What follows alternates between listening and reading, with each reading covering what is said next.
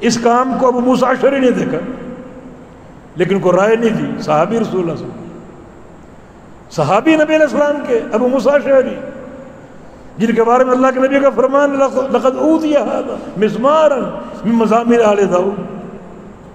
اللہ نے ابو موسیٰ اشعری کو لحن داؤدی دے دیے، رائے نہیں دی، خاموش رہے. کیوں؟ اس وقت اسی محلے میں، اس علاقے میں ان سے بڑا عالم موجود تھا، عبداللہ بن مسعود رضی اللہ عنہ. یہ منہجی بات ہے، یعنی بڑے عالم کی موجودگی میں، علماء راسخین کی موجودگی میں چھوٹا عالم فتویٰ نہ دے.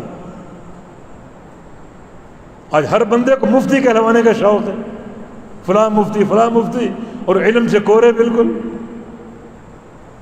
اللہ کے نبی کا صحابی کوئی رائے نہیں دی. یہ ایک عالم کی توقیر اور اس کی تعظیم اور منہجی بات کہ بڑا عالم موجود ہو، چھوٹا عالم بات نہ کرے، خاموش، اور رائے میں تسرع اختیار نہ کرے، جلد بازی اختیار نہ کرے. تثبت، تحقیق ہو، تثبت ہو، یہ کام درست ہے یا نہیں،